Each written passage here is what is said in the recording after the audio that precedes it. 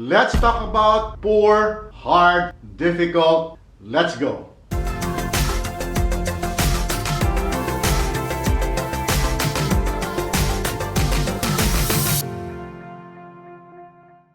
Kumusta po kayo? Welcome back to this channel, the channel that is dedicated in guiding you in your journey in learning a beautiful language, Tagalog, the language of the Philippines. Mayroon akong bagong kwento. Bagong kwento. Pero bago yan, mangyari pong i-click ang subscribe button at ang bell notification button para ma-alerto kayo sa mga bagong video na ilalabas ko. Ayos ba? Tara, simulan natin ang ating kwento. Ito si Ross. Si Ross ay isang sales manager sa isang kumpanya ng produkto sa Maynila. Ito naman si Noel, isang sales agent sa kumpanya. Boss niya si Ross. Isang hapon, dumating si Noel sa opisina. Pinuntahan niya si Ross. Ito ang naging pag-uusap nila. Boss, pwede ba kitang makausap? Sige, pumasok ka. Kumusta? Ang hirap naman ng pinagagawa mo sa akin. Anong mahirap doon? Mahirap magbenta sa lugar na iyon. Bakit naman? Wala namang pera ang mga tao doon. Mga mahihirap lang sila. Anong kinalaman ng kahirapan ng mga tao doon? Kailangan nila ang produkto natin. Bibili sila. Boss, sa ibang lugar mo na lang ako pagbentahin. Hirap na talaga ako. Kaya mo yan. Kaya sa iyo ko ibinigay ang trabaho iyan. Hay, ang hirap naman ng trabaho ko. Huwag mong sabihin iyan. Ikaw lang ang nagpapahirap sa sarili mo. Huwag mong pahirapan ang sarili mo. Sige na nga, gagawin ko ang makakaya ko. At yan ang dapat. Wakas. The story I just read is a typical conversation between a manager and a subordinate at a company that sells products. There are a lot of things to unpack from this story. Let's go over it again line by line. Ito si Ross. Si Ross ay isang sales manager sa isang kumpanya ng produkto sa Maynila. I hope by now you already recognize the case marker C. We've covered that extensively in previous videos. Also, in the Philippines, we use English job position titles in most cases. You will hear in Tagalog conversations titles like supervisor, administrative assistant, technical support specialist, etc. Ito naman si Noel, isang sales agent sa kumpanya. Boss niya si Ross. Naman is one of those Tagalog words that is very hard to translate into another language. There are many words in Tagalog that are added to add color and texture into the sentence that have varied meanings depending on the context of the conversation. Naman is one of them. In this sentence, naman contextually means by the way or on the other hand. Isang hapon, dumating si Noel sa opisina.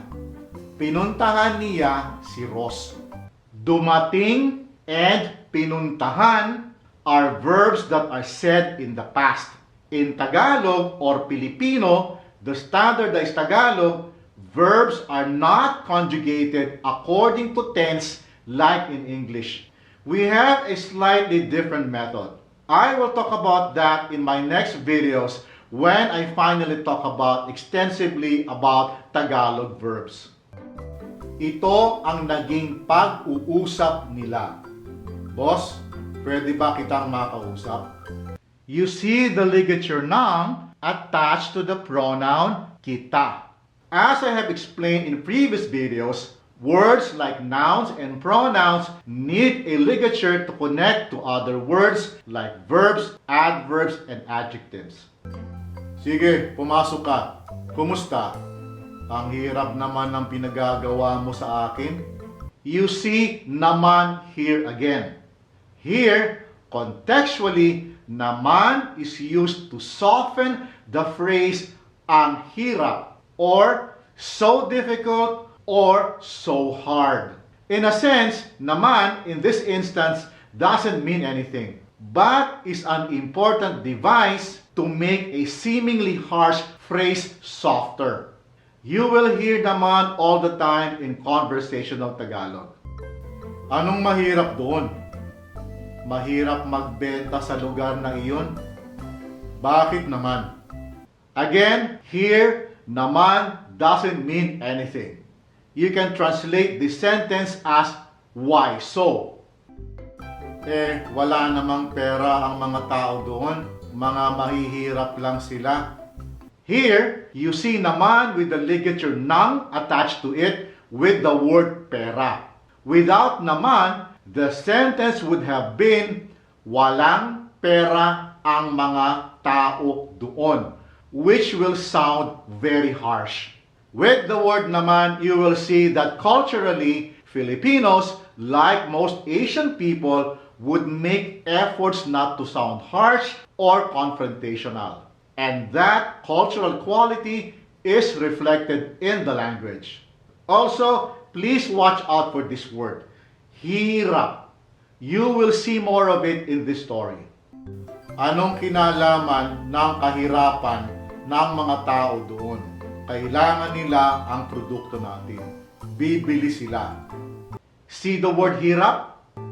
Boss, sa ibang lugar mo na lang ako pagbentahin. Hirap na talaga ako. There's HIRAP again. This time, it's reduplicated. Kaya mo yan. Kaya sa iyo ko ibinigay ang trabaho iyan. Kaya and kaya are two different words distinguished by the stresses in the syllables. Kaya is to be able. Kaya mo iyan. You can do it. Kaya is that's why. Kaya sa iyo ko ibinigay ang trabahong iyan. That's why I gave you that job. Hay, ang hirap naman ng trabaho ko. There's HIRAP again. Huwag mong sabihin iyan. Ikaw lang ang nagpapahirap sa sarili mo. Huwag mong pahirapan ang sarili mo. You see HIRAP again. So, what's all about this HIRAP in this story? We'll discuss that in a bit. Sige na nga, gagawin ko ang makakaya ko. At yan ang dapat. Wakas. Alright, let's tackle the word HIRAP. The word HIRAP, which means difficult, poor, or hard, is an example of what is called a root word or in Tagalog, salitang ugat. Salita is word, ugat is root, and you see the ligature nang in salitang, making it salitang ugat. You can look at root words in Tagalog as the smallest unit of a word where other words grow from. It's a base word where you build other words that can be a noun, a verb, an adjective, or an adverb. Building new words from a root word happens with the insertion of affixes, or small words inserted into the root word. An affix can be a prefix or words that can be inserted at the beginning of the root word like mahirap, poor, difficult, challenging. Makamahirap, someone who is pro-poor or someone taking care of the poor. English has prefixes in words like preset, unfriend, inflexible, and others. An affix can also be a suffix or words that are attached at the end of the root word, like hirapan, a word that means to make something difficult. English words have suffixes like friendless, greatness, readily, and others. You get the picture. There's another type of affix which English doesn't have, and this is what you call an infix. An infix is a word that is inserted in the middle of the word, like HIRAP, translated as became difficult. Multiple affixes can appear in Tagalog words.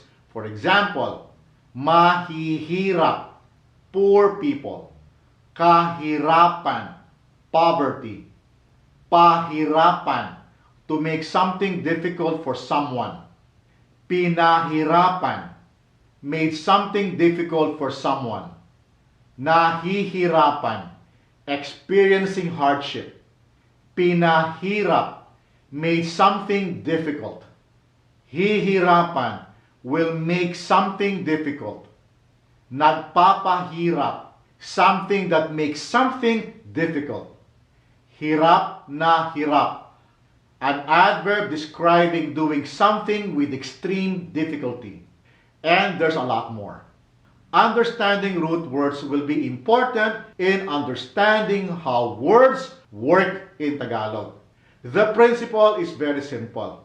Get a root word, know what it means, then add a prefix or a suffix or an infix or combination of any of those, and you have a new word. And that is our strategy in forming verbs and conjugating them so that you'll be able to express yourself in Tagalog. It will also be our strategy in understanding adjectives and adverbs. So there's a lot to look forward to in our next videos as we uncover more of root words, verbs, and adjectives, and occasionally adverbs. If you like this video, please click on the like button. That will help the YouTube algorithm recommend this channel to more people. I will see you next time. Maraming salamat po at hanggang sa susunod.